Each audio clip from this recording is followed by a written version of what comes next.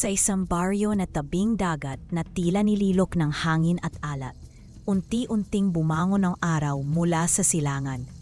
Ang kanyang liwanag ay pilit pinupunasan ang manipis na ulap habang sumasabay sa hangin ang halimuyak ng nilulutong latik, ang amoy ng niyog na ginagadgad at ang alat ng dagat na parang lumalapit sa bawat hininga ng umaga. Dito, sa isang maliit na kubong may bubong na pawid at dingding na kawayan, nakatira si Lola Delia, isang matandang babae na kahit pinatanda at pinahirapan na ng panahon ay hindi kailanman sumuko sa hamon ng buhay.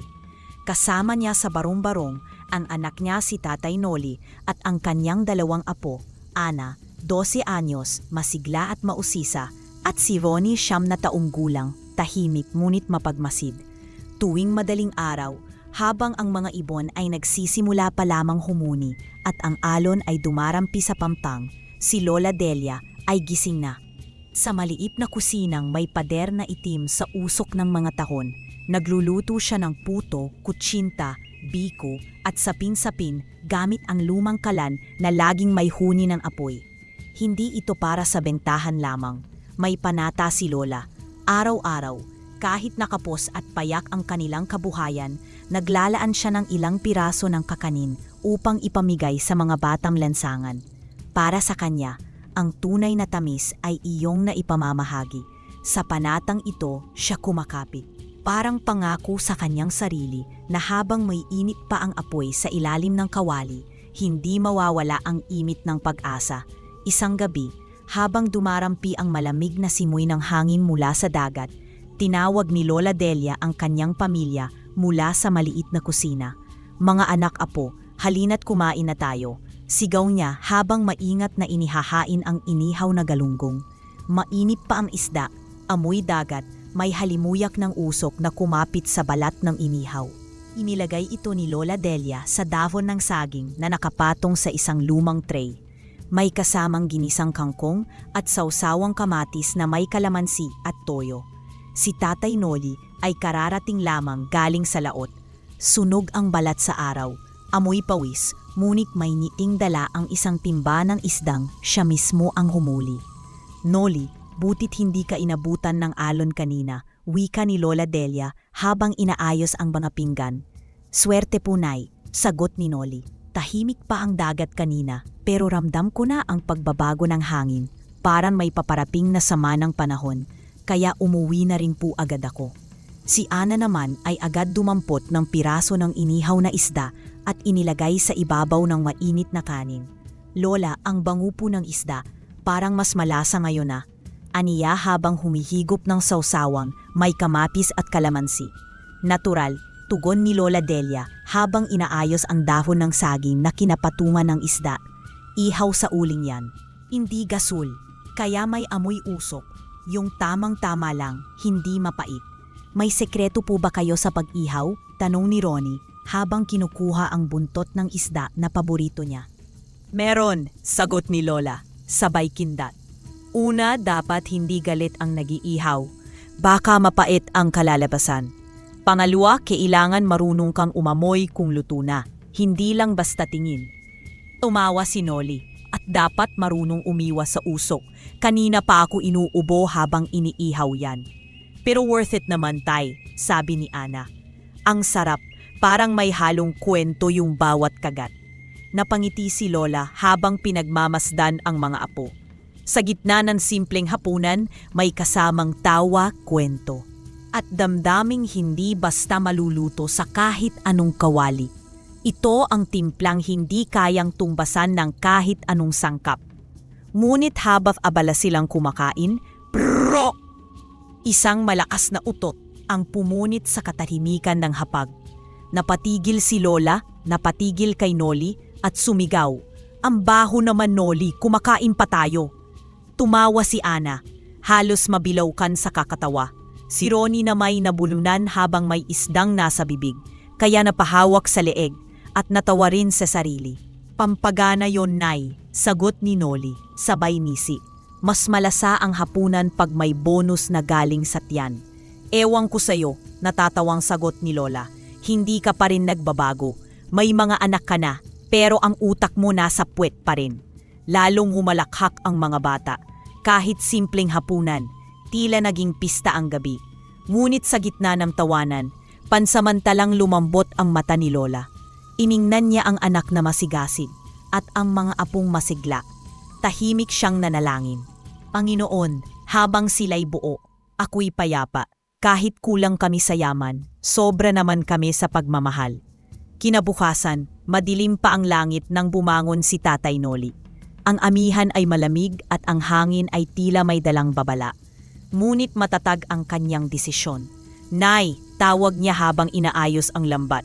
Lalabas ako saglit, baka makahuli pa po ako bago bumugso ang bagyo. Nagmadaling naglakad si Lola mula sa kusina. Noli, wag na. Masama ang panahon, sabi sa radyo. Lalakas pa raw ngayong hapon. Ngunit hindi siya tiningnan ng anak. Patuloy lang ito sa pagputupi ng lambat. Pag hindi po ako kumilos na yon, Nay, wala tayong kikitain. Pambili man lang ng bigas. Ako na po ang bahala. Inawakan ni Lola ang braso niya. Anak, hindi kita kayang palitan. Isa kang haligi rito.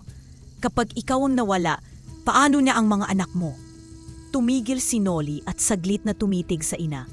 Doon nagtagpo ang dalawang henerasyon ng tapang.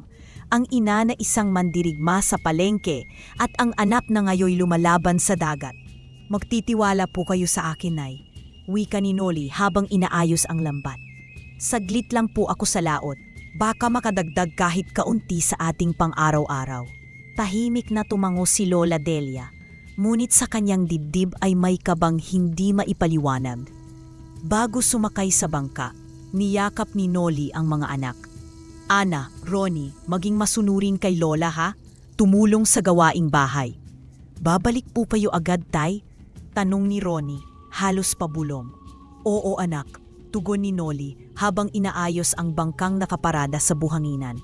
Mangingisda lang ako, hindi magpapalipad ng bangka, huwag kang mag-alala. Mahigpit na yakap, tahimik na tingin, isang sagwan ng pamamaalam. At habang papalayo si Noli sa pampang, ang dagat ay tila unti-unting kumakagat sa araw, hanggang sa lumubog na siya sa dihim ng alon at ulap. Kinagabihan, dumagundong ang langit. Ang ulan ay parang tambol ng panganib. Ang kubo'y yumanig sa bawat hampas ng hangin. Ana, isara mo ang bintana, sigaw ni Lola Delia, habang ang ulan ay walang hapas na tumatagos sa loob ng kanilang tahanan. Lola, nasaan na po si Tatay? Tanong ni Ronnie, nanginginig. Wala siyang masabi. Tumayo siya sa may pintuan at tumingin sa dagat na ngayon ay malakas at magulo. Para bang may itinatagong lihim sa ilalim ng bawat alon. Paglipas ng 1 oras, 2, wala pa ring aninong dumating. 3 araw silang naghintay. Umaga, hapon, gabi. Nakatitig si Lola sa laot.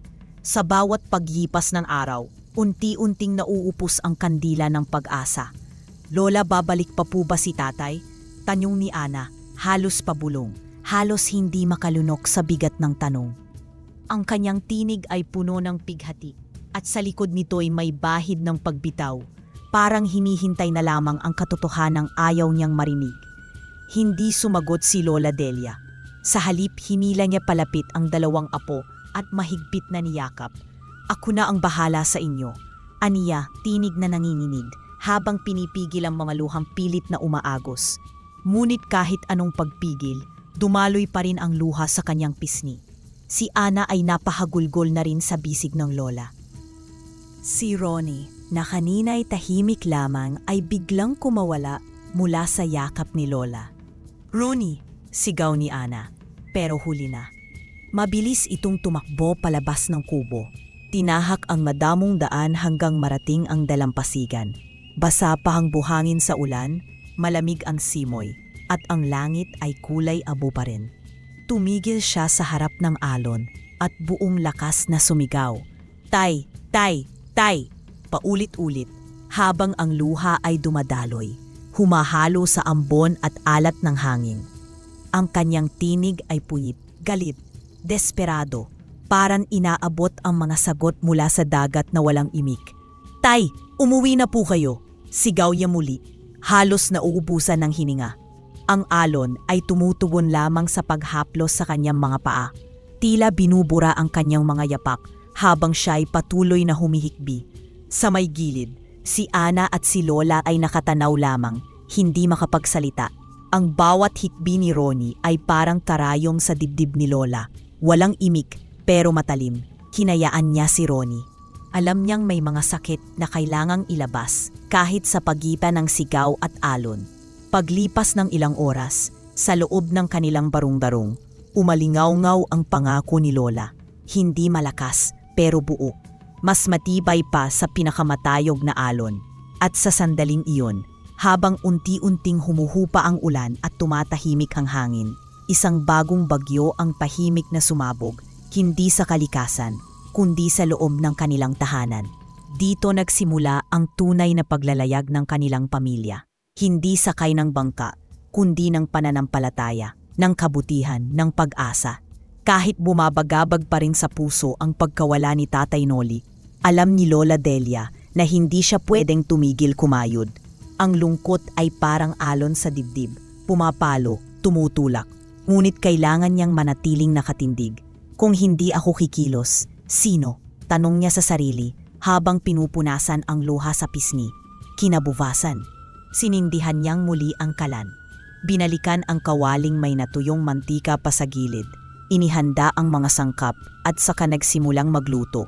Puto, kutsinta, biko at sapin-sapin gaya ng nakasanayan. Habang pinapainit ang mantika para sa latik, napatingin siya sa mga larawan sa dingding. Si Noli, naka-uniforme pa noong binata pa ito, at ang dalawang apo na nooy mas maliit pa at walang kaalam-alam sa bigat ng mundo. Anak, saan ka man naroroon, sana ligtas ka, bulong ni Lola habang dahan-dahang hinahalo ang latik sa kawali. Huwag mong alalahanin ang mga bata. Ako na ang bahala. Habang may init ang apoy sa kusinang ito, hindi sila magugutom. Si Ana, bagamat 12 taon pa lamang, ay unti-unti nang natututo sa mga gawaing dati hindi niya pinapansin. Tahimik siyang naghihiwa ng dahon ng saging, maingat, pantay, at parang bawat hiwa ay may dalang taimtim na paggalang. Hindi na siya nagtatanong kung kailan babalik ang ama, hindi dahil tumigil ang pag-asa, kundi dahil alam na ng kanyang puso ang kasagutan. May mga gabi pa ring umiiyak siya ng palihim, pilit itinatago ang hikbi sa ilalim ng kumot. Ngunit sa liwanag ng umaga, ang hawak niyang kutsilyo sa paghiwa ng dahon ay mistulan sa gisag ng kanyang tahimik na pagtanggap. Si Ronnie na may tahimik pa rin. Sa isang sulok ng kusina, hawak niya ang kanyang laruan, isang lumang bangkang yari sa yero na ginawa ng kanyang tatay Noli. Hindi na siya nagtatanong tungkol sa kanyang tatay, ngunit sa paraan ng kanyang pagkakahawak dito, mas mahigpit, mas matagal, tila may iniingatang alaala. Ronnie, wika ni Lola habang pinupunasan ang gilid ng kawali. Gusto mo bang tikman tong biko? Habang mainit pa, masarap ito. Umiling lang ang bata, hindi dahil ayaw niya, kundi dahil alam niya na may mga panahong mas kailangan ang katahimikan kaysa salita. Sa palengke, muling bumalik si Lola Delia sa kanyang lumang pwesto. Hindi na kasing dami ng dati ang bumibili, ngunit may mga suki pa ring dumadaan, dala ang simpatya at mga alaala ng masiglang si Noli, na dati lagi nilang nakikitang tumutulong sa ina. Nay Delia, ang aga nyo bati ni Aling Rosa habang nililigpit ang mga repolyo. Kung hihintayin ko pa ang swerte, baka abutin ako ng gutom, sagot ni Lola Delia, sabay ngiti. Maya-maya may dumaan na batang pulubi. Nakapaa, may punit ang tamiseta at gutom ang tingin. Lumingon si Lola Delia, pinilas ang maliit na piraso ng sapin-sapin at iniabot. Halika anak, tikman mo to, mainit-init pa. Bulong ng bata, ngiti lang ang bayad nito. Ngumiti ang bata. Salamat po Lola. Sa simpleng salitang iyon, may init na gumapang sa puso ni Lola Delia. Hindi galing sa latik kundi sa damdaming may saysay pa rin ang bawat araw na lumilipas. Mas masarap ang kakanin kapag may kasamang kabutihan. Biro niya kay Aling Rosa. Kahit hindi matamis sa bulsa, basta matamis sa puso. Pagkatapos ng maghapong pagtitinda, kahit kakaunti ang benta, hindi pa rin uuwi si Lola nang walang dalang pasalubong. Kahit 3 pirasong Spanish bread lang o isang maliit na plastik ng pansit, nakabalot sa papel, nakatago sa ilalim ng pinadbentahan. "Mga apo, halika kayo rito," tawag ni Lola Delia pagkarating sa bahay. May bitbit na plastik ng pansit mula sa palengke. Agad lumapit sina Ana at Ronnie, sabik sa iniuwi ng kanilang lola. "Wow, pansit!" sigaw ni Ronnie habang sinisilip ang laman ng supot. "Ang banula," dagdag ni Ana, sabik na sabik. "Mainit-init pa yan. Kain na kayo habang masarap pa." Hindi alam ng mga bata na buong araw, si Lola Delia hindi man lang kumain o nagmeryenda. Hindi dahil wala, kundi dahil pinili niyang isantabi ang sarili para lang may maiuwing ngiti sa mga apo. Habang pinagmamasdan ang mga apo na masayang kumakain, tahimik lamang si Lola Delia na naupo sa gilid. Tinititigan niya ang bawat subo, bawat halaphak na para bang sapat na iyon upang punan ang anumang puwang sa kanyang dibdib. Basta sila, busog sila. Ayos na, bulong niya sa sarili, habang ang pagod sa kanyang katawan ay natatabunan ng tahimik na saya. Walang nakapansin sa kanyang pananahimik. Wala ring nagtangkang tanungin kung busog na ba siya. Pero sa puso ni Lola, hindi niya iyon iniinda. Ang mahalaga, may laman ang tiyan ng mga bata. Kahit siya'y gutom, basta hindi ang mga bata. Sa gabing iyon, habang natutulog na ang mga bata, muling naghanda si Lola ng mga sangkap. Kahit pagod, kahit masakit ang likod. Sinindihan niyang muli ang kalan. Bukas ulit, mahina niyang bulong. Isa na namang araw ng pakikibaka. At sa bawat piga ng gata, sa bawat halo ng galapong, sa bawat huni ng kawaling pinainit ng pawis at panata, nananatili ang isang lihim na apoy. Tahimik, pero buhay. At sa gitna ng dilim, ito ang naging ilaw ng kanilang munting tahanan. Ang apoy ng kabutihan, ng pagtanggap at ng isang lolang hindi kailanman sumusuko. Isang umaga, banayad ang sikat ng araw habang bitbit ni Lola Delia ang isang bilao ng kakanin. Biko, sapin-sapin, puto at kutsinta, nakapatong sa kanyang ulo, maingat na binabalanse habang binabaybay ang makitid na daan patungong palengke. Ang kalsada ay basa pa mula sa ulang bumuhos kagabi. Madulas ang ilang bahagi at may naiwang manipis na lumot sa semento na bahagyang natatakpan ng liwanag ng araw. Sa bawat hakbang, dama niya ang bigat ng bilao, ang init ng araw na unti-unting tumatama sa batok at ang kirot ng katawang pagod pa mula sa magdamagang pagluluto. Kailangan niyang maibenta ang paninda. Kailangan niyang makauwi mamaya ng may dalang bigas at kahit konting pasalubong para kina Ana at Ronnie. Habang iniisip ang mga batang naghihintay sa kanilang kubo, hindi niya napansin ang madulas na bahagi ng daan. Ay, Diyos ko! Isang maling hakbang. Dumulas ang tsinelas ni Lola Delia. Nawalan siya ng balanse at bumulusok sa lupa. Sabay bagsak na bilao sa sementeng basa. Nagkalat ang lahat. Ang puto ay pumunta sa gilid ng kanal. Ang kutsimpa ay nabitak sa mismong gitna ng daan. Sapin-sapin at biko ay napisat na durog sa puti. Ang pinaghirapan niyang lutuin buong magdamag. Hindi man lang umabot sa palengke, natapon lang sa sementong putikan. Napaupo si Lola sa gilid ng kalsada. Hindi siya agad nakagalaw. Ramdam niya ang hapdi sa tuhod, ang kirot sa palad at ang init ng araw sa kanyang batok. Ngunit ang pinakamasakit, hindi ang katawan, kundi ang tanawin sa harap niya, ang mga kakaning pinihunan ng puyat, lakas at pag-asa. Ngayon ay basa, madumi at wala ng silbi. Dahan-dahang tumulo ang luha sa pisngi ni Lola. Hindi niya pinigilan. Hindi siya umiyak dahil sa gasgas. Hindi siya nasasaktan dahil sa pagdapa. Umiyak siya dahil alam niyang wala na siyang maibenta at wala siyang maiuuwi. Mga apo, Ana, Ronnie, bulong niya sa sarili. Diyos ko, paano sila ngayon? May ilang taong dumaan, ang iba'y napalingon, ang ilan ay nagbulungan, pero wala ni isa ang lumapit. Walang kamay na umalalay, walang tinig na nagtangkang magtanong kung ayos lang siya. Naupo siya roon sa gilid, sa pagitan ng bilao at putik. Habang pinagmamasdan ang mga nasirang paninda, bawat piraso ay parang bahagi ng puso niyang nadurog din. At sa oras na iyon, ang araw ay tila masyadong maliwanag, ang daan ay tila masyadong mahaba, at ang kanyang damdamin, tila binura ng isang biglaang pagbagsak. Pagdating sa bahay, tahimik siyang nagtanggal ng tsinelas sa may pintuan. Putikan ang laylayan ng kanyang saya. Ang buhok ay basa at nagkadikit-dikit sa pawis at putik. At halos buong katawan niya'y may bakas ng pagkakadapa. Sugatan ang tuhod, may gasgas, may nanuyong dugo, pero hindi iyon ang tunay na bumabagabag sa kanya.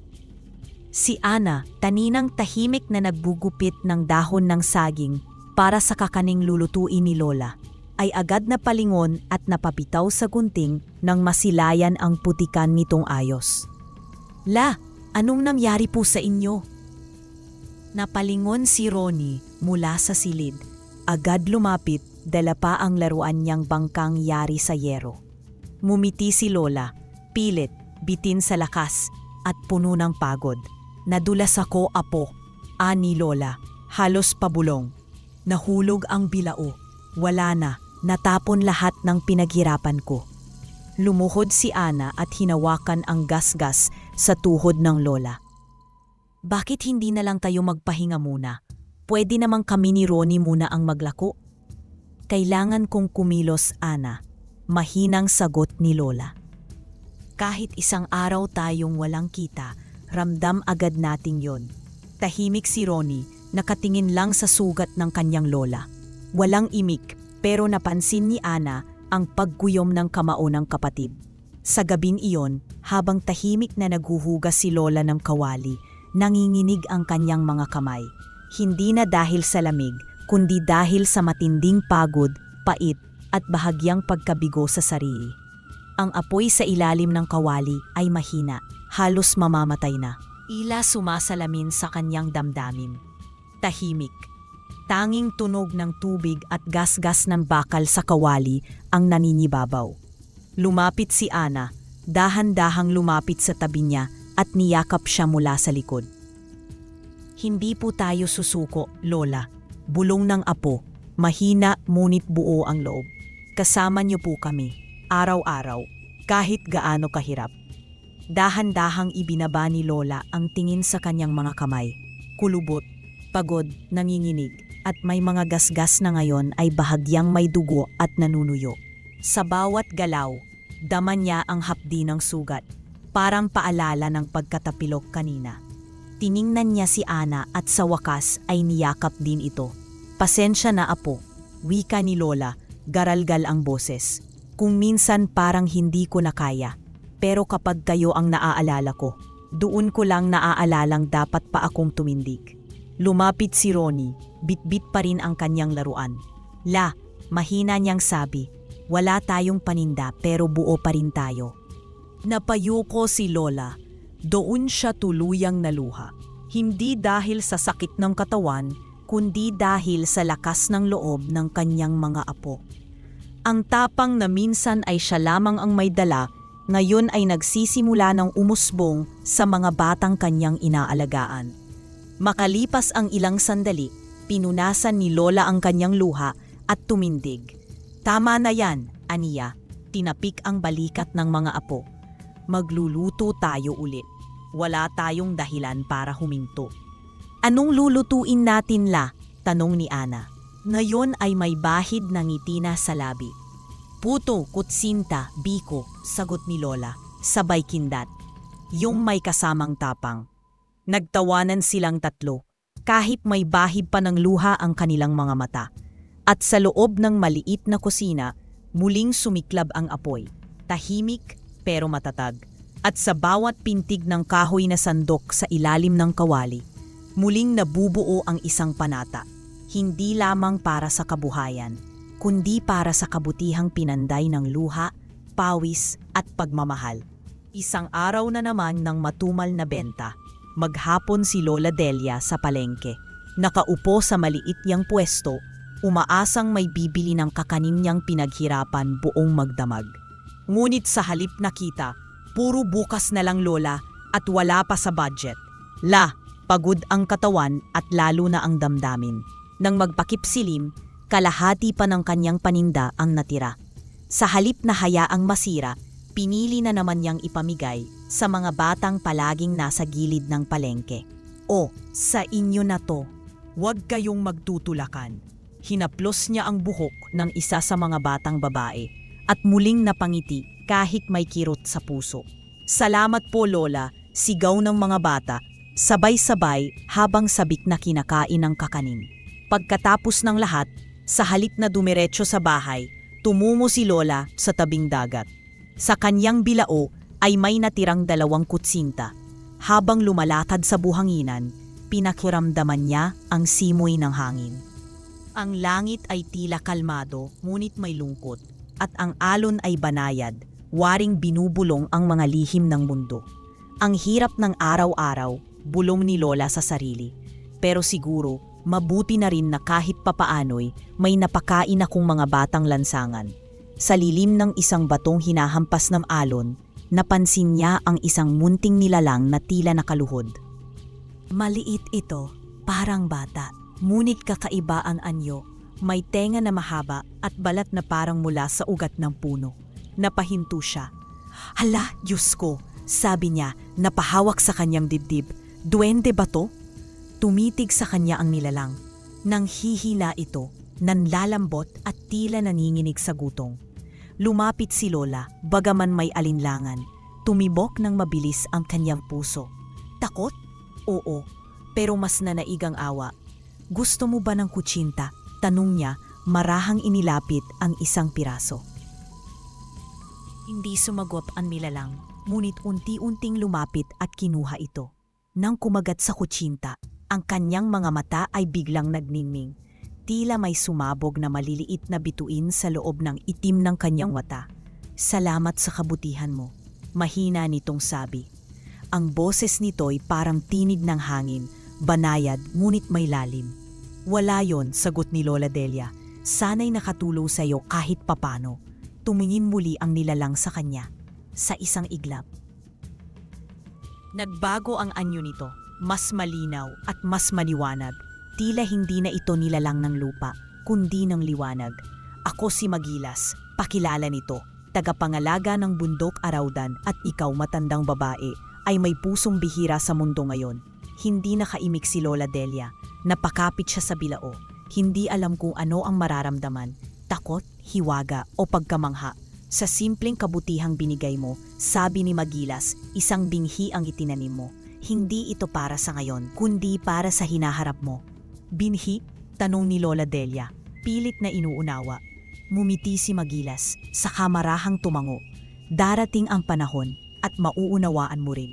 Sa isang kisap mata, naglaho ito sa ulap ng kumikislap na alikabok, tulad ng mga butil ng asukal na isinaboy ng hangin. Iniwan si Lola Delia na tulala sa paghampas ng alon. Para siyang naalimpunggatan, ngunit sa kanyang dibdib may kumislap, hindi galing sa araw, kundi sa isang pag-asa na hindi niya maipaliwanag. Uwing magaan ang kanyang puso. Sa bawat yabag pauwi, parang may mahihinang kampanilyang sumasabay sa kanyang mga hakbang. Lumipas ang ilang araw, balik sa pangkaraniwang takbo ng buhay. Si Lola Delia patuloy sa pagluluto. Si Anay laging abala sa paghihiwa ng dahon ng saging. At si Ronnie namay tahimik ngunit laging nakamasid. Isang gabi, habang naghuhugas si Ana ng mga ginamit na kawali, biglang kumislap ang kusina. Isang malamig na hangin ang dumaan, tila may halong amoy ng biko at talbos ng gabi. Napalingon si Ana. Sa harap niya, unti-unting lumitaw si Magilas, nakasuot ngayon ng balabal na tila hinabi sa liwanag. At sa anyang mga kamay ay isang garapon ng asukal na kumikislap na parang bituin. Huwag kang matakot, wika ng duwende. Ako si Magilas, binalikan ko kayo. Napatigil si Ana, hindi siya makapagsalita. Pinawag na si Lola, ngunit bago pa ito makalapit, nansalita si Magilas. Galing ito sa bundok Araudan. Sabi niya, sabay taas ng garapon, ito ang asukal na hindi lamang pampalasa ng pagkain, kundi pampatamis ng loob. Hindi ito ordinaryong asukal. Binibigay lamang ito para sa mga nilalang na tapat sa puso. Nilapitan siya ni Lola, muling nabalot ng pagtataka. Bakit mo ito dinadala sa amin? Dahil marunong kayong magbahagi. Wika ni Magilas, ang munting duwende na ngayon ay nakatayo sa ibabaw ng bangkong yari sa kawayan. At dahil ang puso ninyo'y bukas para sa kapwa, nararapat lamang na gantimpalaan kayo. Luwapit siya kay Lola Delia at mula sa kanyang kamay ang isang garapon.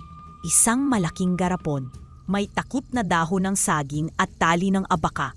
Ngunit ang laman ay tila kumikislap. Isang maputing pulbos na may halimuyak ng niyog, banilya at bagong lutong kutsinta. Ito ang garapon ng tamis na pinagpala, wika ni Magilas habang iniabot ito. Kapag inihalo mo ito sa paggawa ng iyong kakanin, ang bawat piraso ay magiging palambot, masarap at puno ng di malilimutang lasa. Maaaring dahil dito ay makamit mo ang karangyaan, Lola Delia. Napatingin si Ana sa kanyang lola. Kitang-kita ang kislap sa kanyang mga mata. Ngunit sana, patuloy ni Magilas, na yun ay nakatingin ng diretsyo sa mga mata ni Lola Delia. Huwag mong kalilimutan ang iyong kapwa, lalo na ang mga nangangailangan. Ang tunay na tamis ay hindi nasusukat sa presyo ng kakanin, kundi sa dami ng pusong napasaya mo. Tahimik si Lola Delia, ngunit dama sa kanyang pagkakatayo ang bigat at ganda ng tagubilin. Marahang tinanggap niya ang garapon. Ila ba may sariling init na sumanib sa kanyang palad? Pangako ko, Magilas, aniya, may pinig na buo ngunit may paggalang. Habang may natitirang tamis sa karapon na ito, may bahagi nito para sa nangangailangan. Ngumiti si Magilas, saka umatras ng marahan. Sa isang bugso ng puting usok na may halimuyak ng niyog at banilya, siya'y naglaho, imiwang nakalutang sa hangin, ang diwa ng kabutihan at pangakong ipagpapatuloy. Naiwang nakatayo si Ana at si Lola Delia, nakatitig sa garapon na may laman ng mga tila kumikislap na buhangin. Tahimik. Walang nagsalita agad. Ngunit sa kanilang loob, may bigat na gumaan at may lamig na biglang nagbigay ng init. Mahina ang tinig ni Ana. Panaginip ba to? Hindi ko alam, apo, sagot ni Lola. Pero kung totoo man o hindi, parang nararamdaman ko na darating na ang panahon na hindi na natin kailangang umiyak sa bawat pagkalugi. At habang isinasara nila ang bintana, dahan-dahang nagsimulang tumugtog ang mga kampanilyang walang pinanggagalingan, parang musika mula sa hangin. At sa garapon ng asukal na tila puno ng mga tala, nagsimula ang bagong kabanata ng kanilang munting tahanan.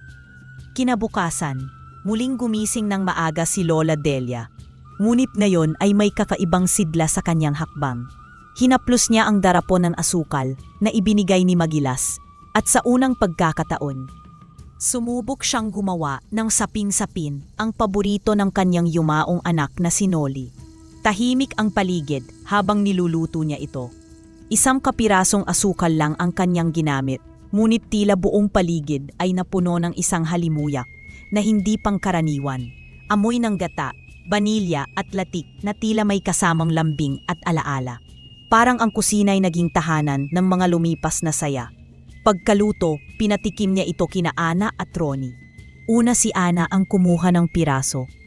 At pagkakagat pa lang niya, agad siyang napatingin sa kanyang lola, nanlalaki ang mga mata. Lola, ito na po ang pinakamasarap na sapin-sapin na natikman ko. Sumunod si Ronnie. Tahimik siyang mumunguya, tapos ay tumango-tango habang nakangiti. Ang sarap po talaga, Lola. Ang lambot, ang tamis, sakto lang lahat. Napangiti si Lola Delia, damang-dama ang tuwa sa puso. Sa simpleng sapin-sapin na may halong hiwaga, muling nabuhay ang saya sa loob ng kanilang tahanan. Pagdating niya sa palengke, hindi pa man nabubuksan ang mga bilao ay may naririnig na siya. Delia, sa'yo ba galing yang amoy na yon? Abay ang bango, napakagutom. Sabay singhot ni Aling Sima habang umiikot ang ulo. ay hinahanap ang pinanggagalingan ng halimuyak.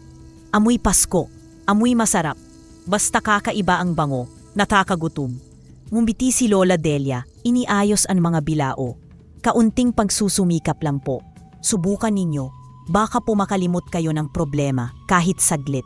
Hindi pa natatapos ang pag-aayos ng mga kafanin ay nagkumpulan na ang mga customary. May pumili ng 3, sumunod ng 5, may bumalik para magdagdag pa. Delia, anong meron sa kakanin mo ngayon? Tanong ni Mang Rado habang kumakain ng kutsinta. Hindi lang basta masarap eh. Para akong bumalik sa panahon ng buhay pa ang nanay ko. Sabay punas ng mata. Yung biko mo, Delia, malambot pero matatag. Parang ikaw. Pabirong sabi ni Aling Inday. Pero seryoso, na yun lang ako kumain ng kakanin, nagpakirot sa puso ko habang inunguya. Natapos ang umaga na ubos lahat ang paninda bago pa magtanghali. Tinitigan ni Lola Delia ang garapon na ibinigay ng duwende.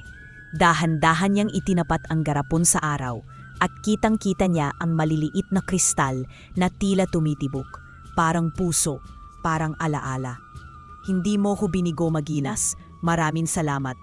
Bulong niya habang pinipigilan ang pagpatak ng luha. Hindi lang asukal ang binigay mo, pag-asa, buhay. Sa kanyang puso, dama niyang hindi lang negosyo ang muling nabuhay, kundi pati siya mismo.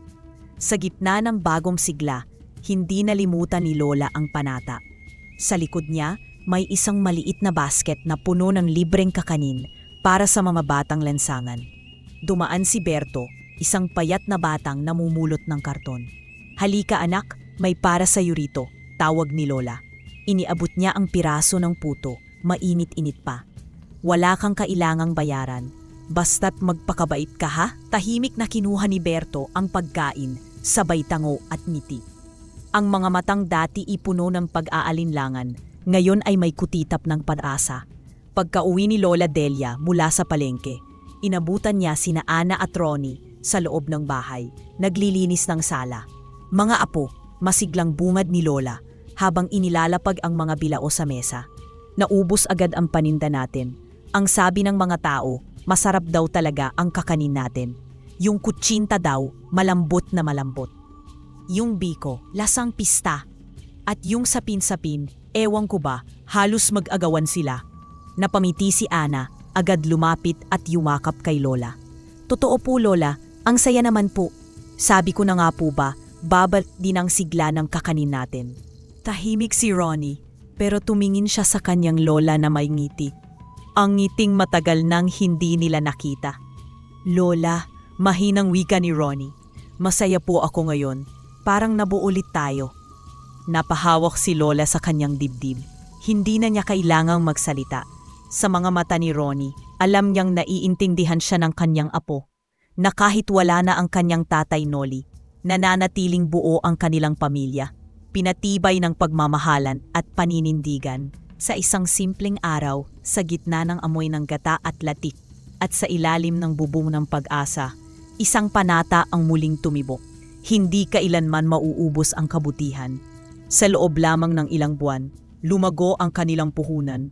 Ang dating lumang mesa ay napalitan ng mas malaki na tindahan. May bubong na kinulayan ng kahel. Sa harapan nito, nakasabit ang mga hanging dekorasyong gawa sa abaka. Habang ang gilid ay nilagyan ng mga palamuting dahon ng palma at bilao na pinalamutian ng makukulay na sinulid. Sa gitna ng harapan, nakaukit sa kahoy ang pangalan ng tindahan sa makinis at ginintuan nitong anyo. Kakanin ni Lola Delia, tamis ng pagmamahal. May mga bumibili na mula sa karatig bayan. May mga turistang nagtatanong, ito ba yung kakanin na hinahanap ng marami? Yung sikat daw sa mga driver at suki? At tuwing may nagtatanong, hindi mapigil ni Ana ang ngumiti. Opo, dito po yon. Ginagawa po ito ng lola ko. Sa bawat kutsinta, may alaala. Sa bawat sapin-sapin, may sakripisyo. At sa bawat biko, may pangakong hindi kami lalayo sa landas ng kabutihan. At habang sinasambit ni Ana ang mga salitang iyon, makikita si Lola Delia na naglalakad sa paligid ng palengke. Bit-bit ang bayong at isang maliit na basket ng libreng kakanin. Isa-isa niya itong iniabot. Sa mga matanda at batang lansangan, tahimik lang. pero puno ng pag-alala at malasakit. Sa dulo ng araw, habang nililimas ang huling lati mula sa kawali, tumingin si Lola Delia sa langit. "Noli anak, nakikita mo ba ito?" bulong niya. "Sinusubukan kong gawin ang tama. Sana proud ka sa amin." At sa pagdampi ng hangin, tila may mainit na haplos na dumaan sa kanyang balikat. Ang amoy ng latik ay hindi na lamang amoy ng kakanin. Ito'y naging amoy ng pag-asa, paghilom, at pangakong hindi kailanman matitinag. At sa bawat hakbang sa palengke, may iisang bulong ang dumadaloy sa hangin. Mauubos ang kakanin pero hindi mauubos ang kabutihan. Sa tulong ng lumalagong kita mula sa kanilang kakanin, naipatayo ni Lola Delia ang isang tahanan na maaliwalas at payapang masilungan, puno ng alaala, sipag at pagmamahal. May maayos na kusina kung saan ang bawat sulok ay naamoy ang aroma ng niyog, gata at latik. Sa wakas, bawat apo ay may sariling silid. Hindi na kailangang magsiksikan sa isang banid tuwing gabi. Ang mga dingding ay kulay cream, may disenyo ng habing iloko at nakapaskil ang mga larawang kuha mula sa palengke. Si Lola na nakangiti habang nag-aabot ng kutsinta sa batang pulubi.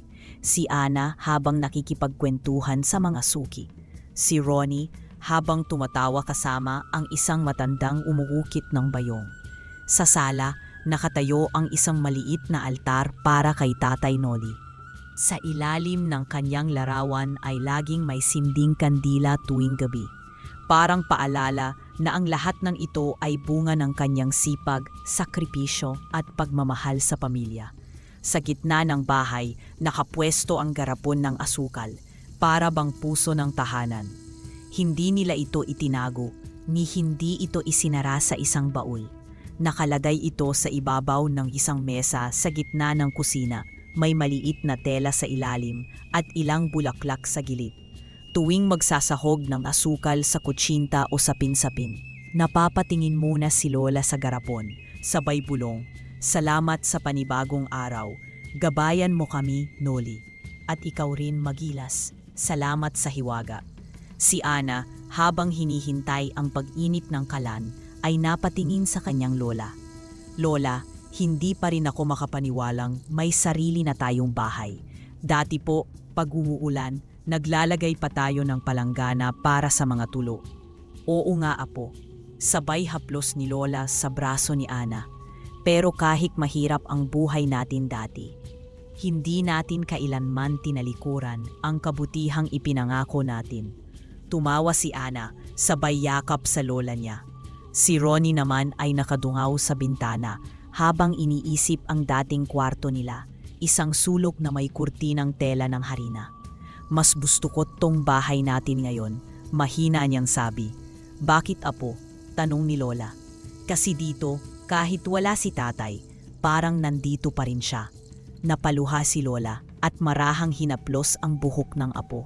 Walang salitang kailangang idagdag, ang katahimikan ay naging saksi ng kanilang pananampalataya.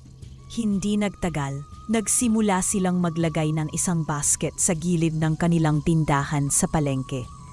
Isang simpleng bayong na may tela sa loob, palaging may lamang libreng kutsinta at puto para sa mga estudyante at nangangailangan. Libreng kutsinta para sa estudyante, 7 a.m. Matamis ang kinabukasan kung marunong kang mag-alalay. Tuwing umaga, naghahanay ang mga estudyanteng na fatsnelas. May butas ang uniforme, pero kumikislap ang mga mata sa tuwa. May hawak silang bag na may gasgas, ngunit dala nila ang tiwala na kahit konting kutsinta ay sapat na upang simulan ang araw. Isang batang babae ang lumapit. May dalang luma at butas na payong. "Lola, pangatlong araw ko na po rito. Pwede po ba ulit?" "Oo naman, anak. Hanggat may kutsinta si Lola, may matamis ka ring agahan." Sabay abot ni Lola ng kutsinta. Tahimik na tumango ang bata at bago umalis ay nagsabi ng, "Salamat po." Sa mga batang iyon, ang bawat piraso ng kakanin ay hindi lang almusal. Ito'y simbolo ng pag-asa at dignidad. Si Ana naman, habang inaayos ang mga paninda, ay madalas mapatingin sa basket na iyon. Hindi lang dahil sa laman nito, kundi dahil sa kahulugan nitong pag-asa. Lola, tanong niya minsan, paano po kung maubos ang kakanin pero marami pa ang dumating? Ang kabutihan, Ana, sagot ni Lola habang nakatingin sa basket, hindi lang sa kung anong binibigay natin, kundi sa paano natin ito inaalok. Kung ubos na, yakapin mo sila ng ngiti at ipangako mo na bukas may nakalaan uli para sa kanila. At sa mga sumunod na araw, kahit pagod o maulan, hindi nawala ang basket sa gilid ng kanilang pwesto. Maging ang ilang suki ay nagsimulang mag-abuloy ng dagdag na kakanin, prutas o tinapay. Hindi na ito basta pindahan. Ito'y naging pugad ng malasakit. At ang simpleng basket na iyon, naging simbolo na, dito hindi lang tinutugunan ang gutom. Pinapalakas din ang kalooban. Mabilis ang paglago ng tindahan ni Lola Delia. Araw-araw ay may bagong suki, bagong estudyanteng tumatangkilik, at bagong kwento ng kabutihang na ipapasa sa bawat kagat ng kanilang kakanin. Ngunit sa bawat pag-angat, may mga matang hindi masaya sa liwanag na iyon. Isang umaga habang abala si Ana sa paglalagay ng mga bagong puto, biko at kutsinta sa bilao, may dumating na itim na kotse sa gilid ng palengke.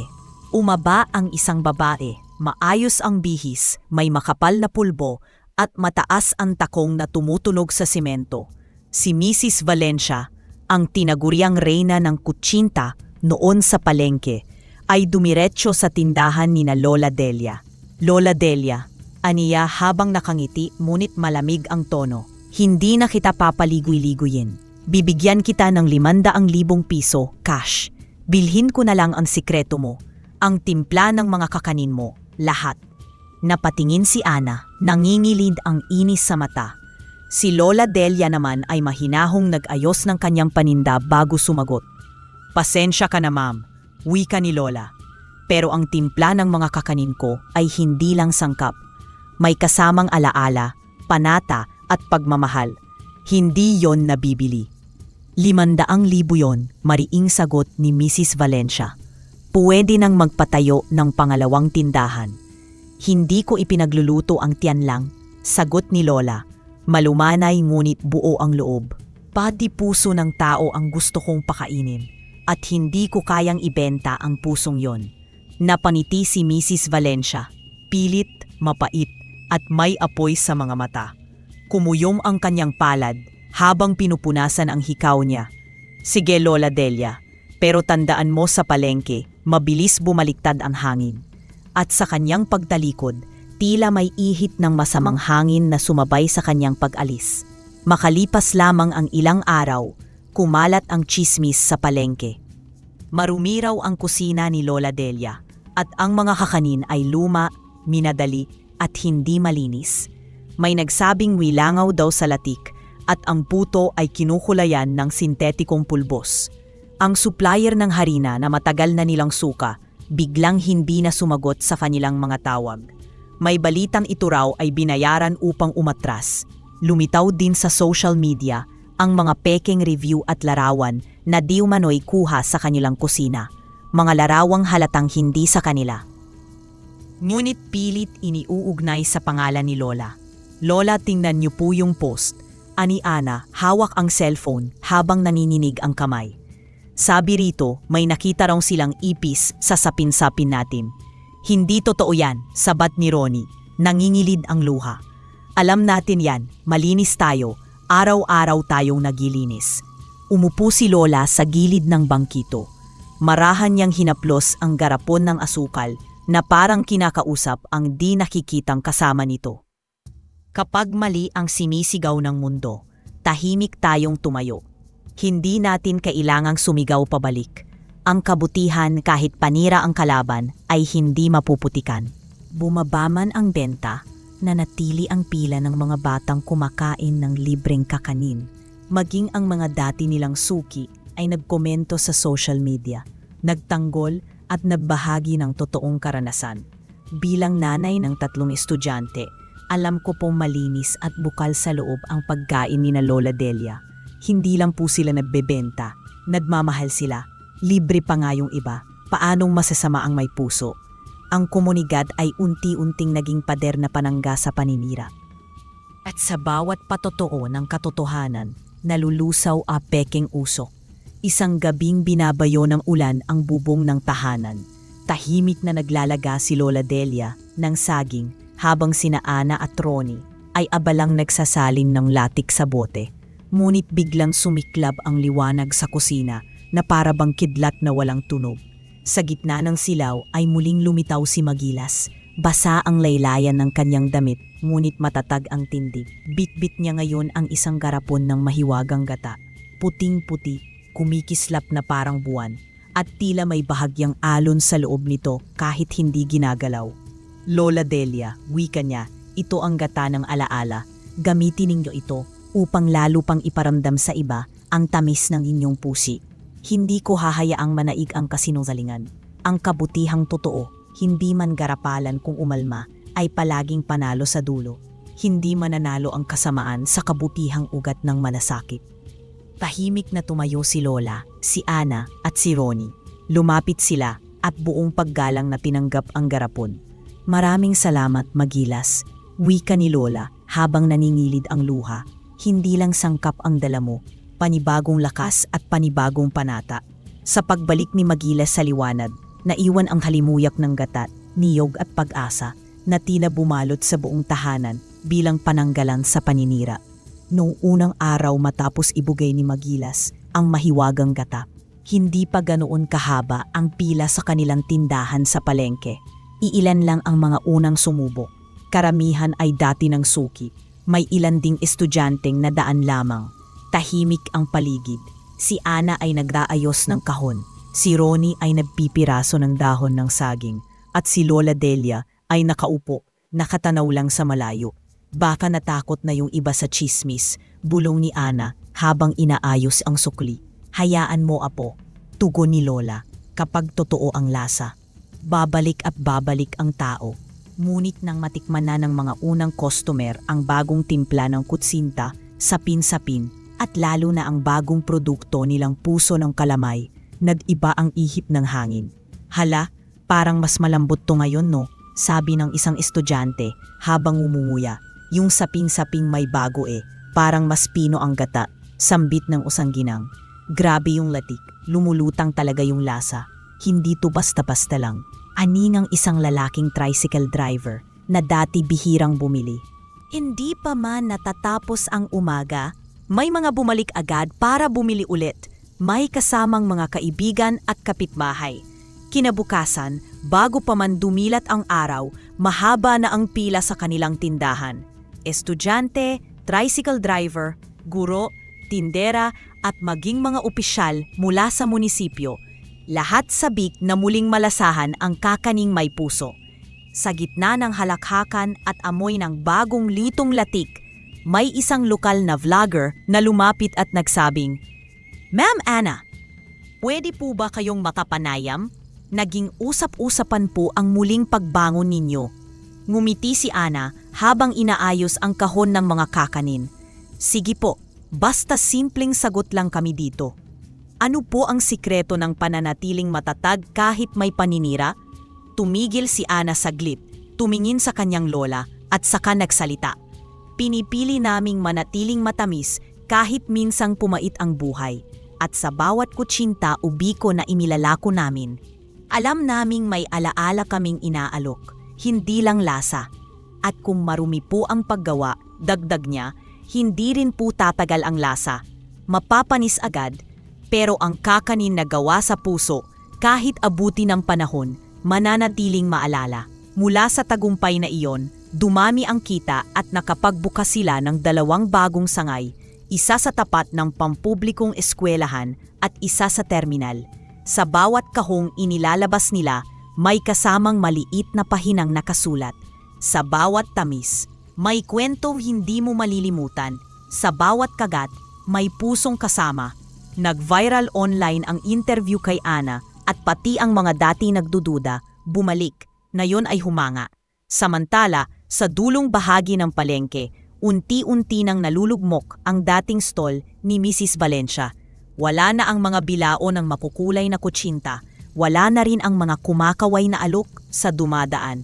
Isang araw, lumapit ang kanyang dating suki. Dati ang paborito ko yung kaka ninyo. Pero, bakit parang hindi na tulad ng dati ang lasa? Hindi agad sumagot si Valencia. Dahan-dahang napayuko at pinilit ngumiti, ngunit walang ningning ang mata. Ewan ko nga bakit.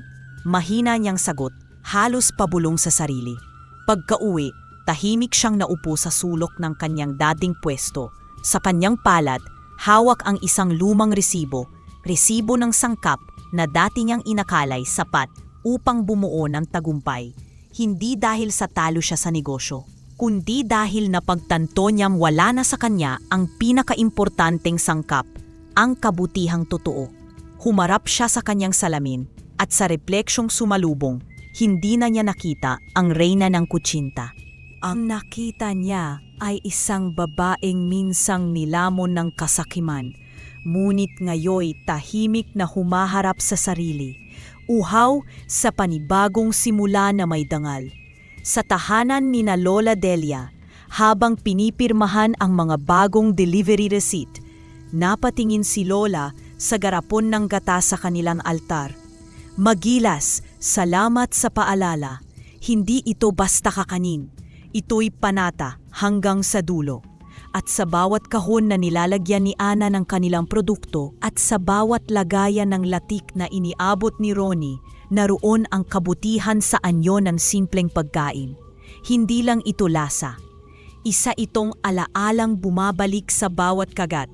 Ang aming kakanin ay hindi lang produkto, hindi lang negosyo, kundi alaala ng isang panata na kahit siraan o tapakan, hindi kailanman mawawala ang tamis ng katotohanan galing sa puso. Paglipas ng panahon, unti-unting lumago at dumami ang mga sangay ng tindahan ni na Lola Delia.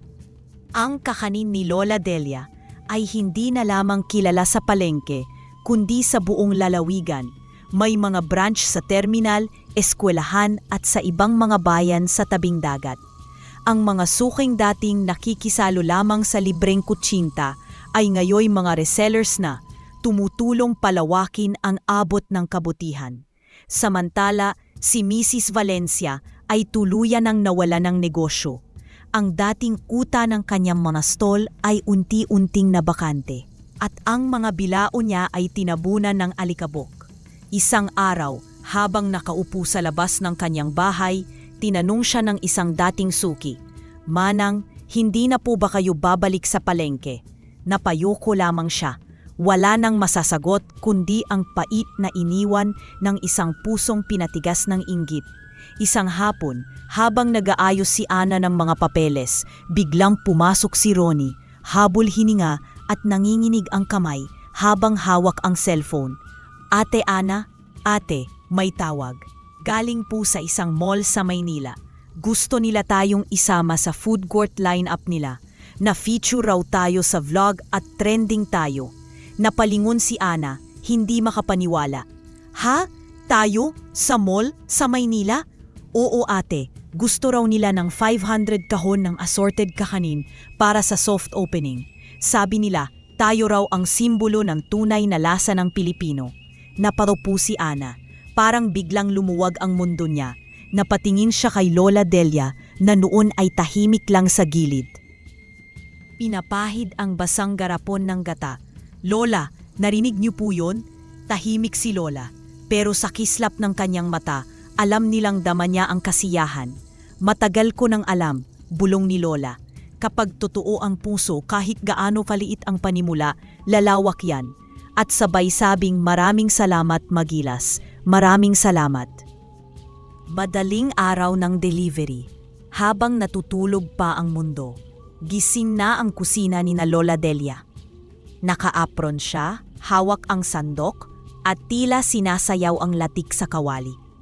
"Ana, pakibalot na yung sapin-sapin. Ronnie, tingnan mo kung pantay ang pagkakalagay ng label." "Lola, matulog po muna kayo kahit isang oras pa. Kami na po dito." Sabay hila ni Ana sa silya. "Apo," sagot ni Lola, "ang huling init ng kawali. Gusto ko sa akin manggaling. Yan ang pamana ko." Ngunit sa gitna ng halakhak, biglang napatigil si Lola. Napakapit siya sa dibdib. Tumulo ang pawis sa noo. Hindi dahil sa init, kundi sa biglang paninikip ng dibdib. "Lola?" tanong ni Ronnie. "Ana, Ronnie," bumagsak si Lola. Hawak ang sandok at tumama ang tuhod sa tiles ng sahig. Mabilis ang lahat. Isinakay siya sa tricycle. Hawak-hawak ni Ana ang ulo ni Lola. Pinipigilang manginig. "Lola, wag niyo po kaming iwan. Marami pa po tayong batang papakainin. Marami pa po tayong kakaning gagawin."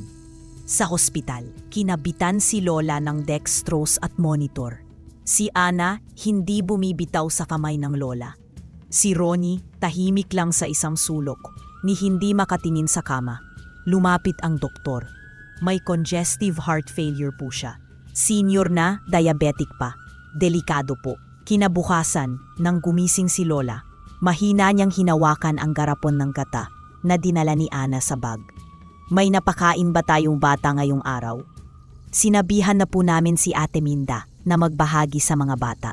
Pag gumaling po kayo, bibigayan po natin lahat, kahit isang barangay," sagot ni Ronnie. Nanginginig ang tinig. Mumiti si Lola at dahan-dahang pumikit, tila napanatag ang loob sa pangakong iyon. Pagkalipas ng 5 araw ng gamutan, habang umaambon sa labas, humina ang tibok ng puso ni Lola. Tumigil ang monitor. Ang dating maingay na kwarto ay napuno ng katahimikan.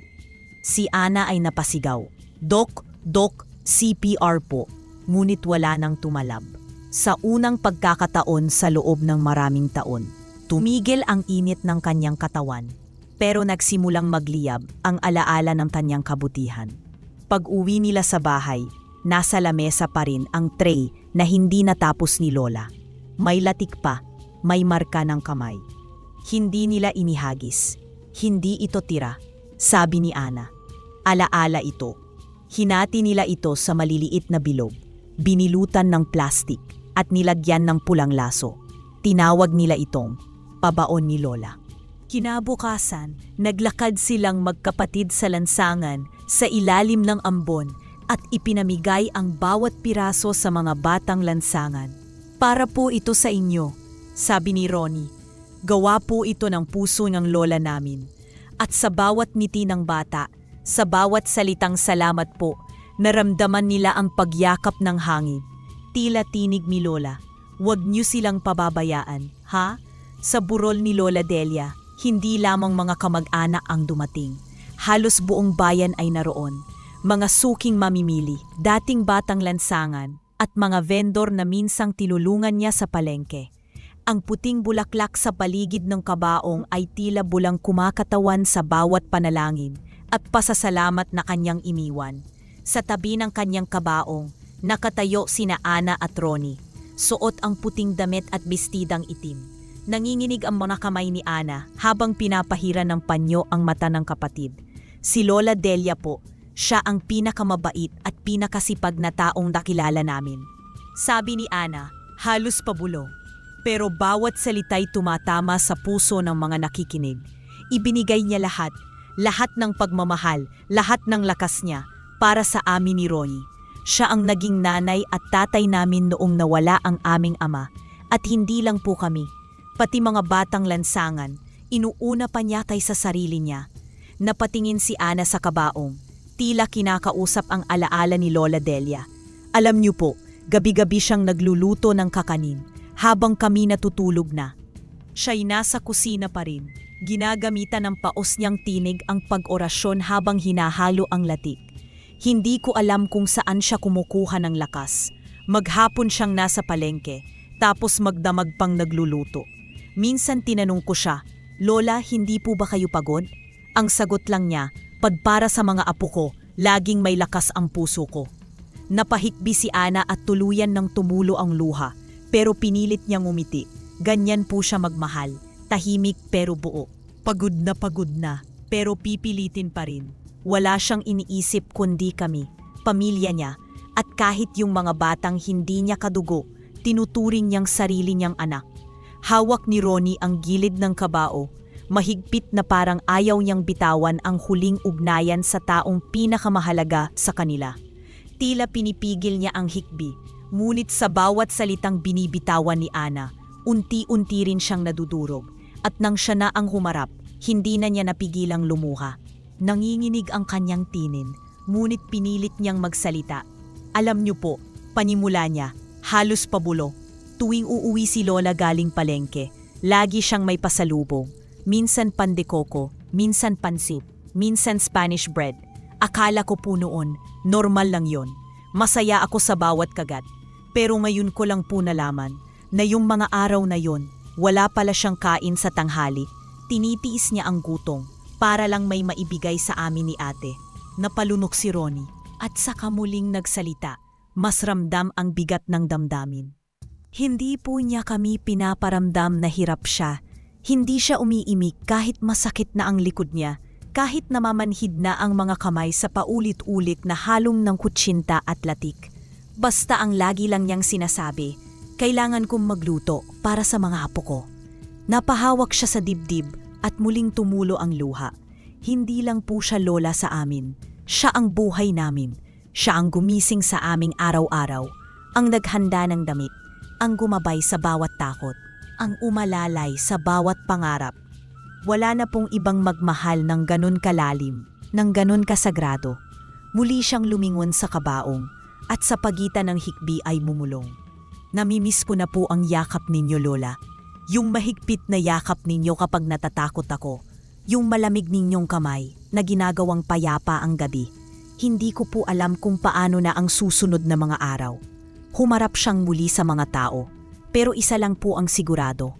Hinding-hindi ko po hahayaan na mabaon sa lupa ang kabutihan ng lola ko. Ipagpapatuloy po namin ni ate ang lahat ng sinimulan niya. Ang pagmamahal niya sa amin, ang pagbibigay niya sa kapwa, at ang paniniwala niyang kahit pagod ka na, basta para sa taong mahal mo, magpapatuloy ka. Umugong ang hikbi sa paligid. Ang mga tao sa burol ay hindi lang basta nakiramay.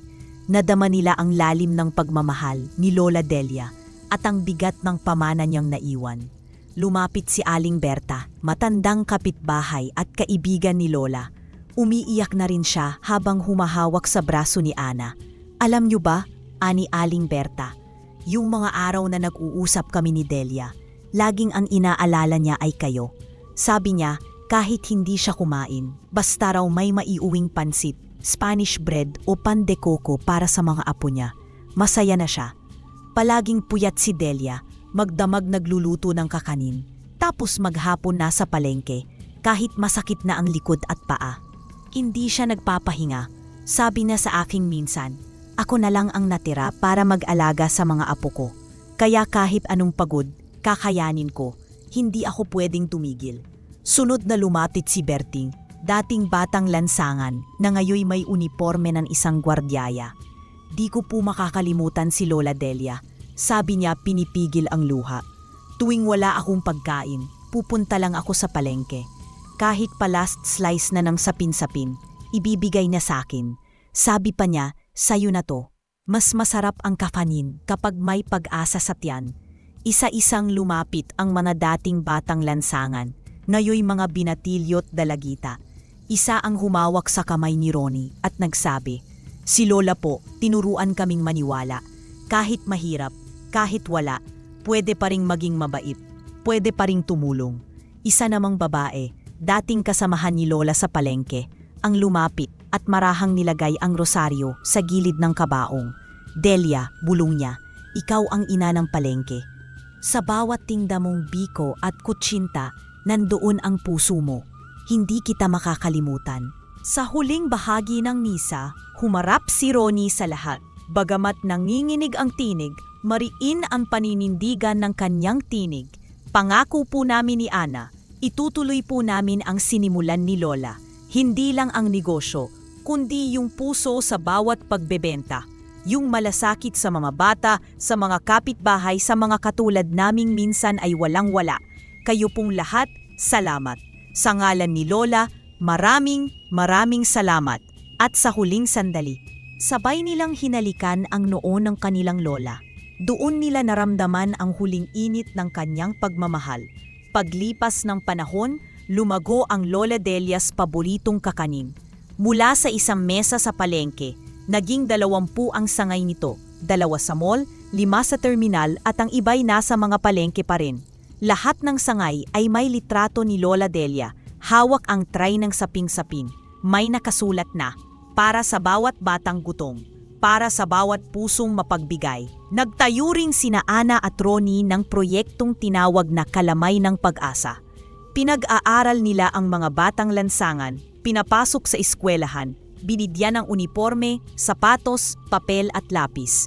Isang gabi, habang si Ronnie ay nagluluto ng bagong imbensyon niyang kutsintang alaala at si Ana ay nagbibilang ng kita sa kanilang sala, may kumatok. Bumungad sa kanila ang malamig na hangin, kasabay ng usang pamilyar na anyo. Si Magilas, ang duwending minsang tinulungan ni Lola. Napakagandang tanawin, ani Magilas. Ang 2 batang pinalaki ng pagmamahal, ngayon ay nagbubungkal ng kabutihan para sa iba. Magilas, sambit ni Ana, nangingilid ang luha. Hindi ako magtatagal, tugon niya. Gusto ko lang kayong batiin. Hindi ko na kailangan magbigay uli ng maiwagang garapon. Dahil nasa inyo na ang mahika, ang tunay na mahika ng puso. Tahimik silang tumango, sabay na paluha. Si Lola, dagdag ni Ronnie, ramdam pa rin namin sa bawat araw. Sa bawat ngiti ng batang nakakakain ng kakanin, sa bawat batang napasok sa eskwela, sa bawat halakhak sa kalsada, tumango si Magilas, at sa bawat kagat ng kutsinta, naroon ang alaala niya. Paglingon nila, nawala si Magilas, at sa gabing iyon, sa ilalim ng mga bituin, habang magtahawak kamay sina Ana at Ronnie sa harap ng tindahan nilang minsang itinayo ni Lola Delia, tahimik silang tumingala sa langit. Malamig ang simoy ng hangin, ngunit mainit ang tibok ng kanilang puso, puno ng alaala, pasasalamat at panata. Marahan, bumulong si Ana habang nangingilid ang luha sa kanyang mga mata. Maraming salamat po, Lola Delia, Tatay Noli, sa lahat ng sakripisyo, sa lahat ng pagmamahal, sa lahat ng iniwan ninyong aral. Hindi man namin kayo muling mayayaap, pero sa bawat araw na dumaraan, dalangin naming mapasaya namin kayo sa langit. Habang buhay po kayong buhay sa puso naming 2. At sa puso ng bawat batang minahal ninyo.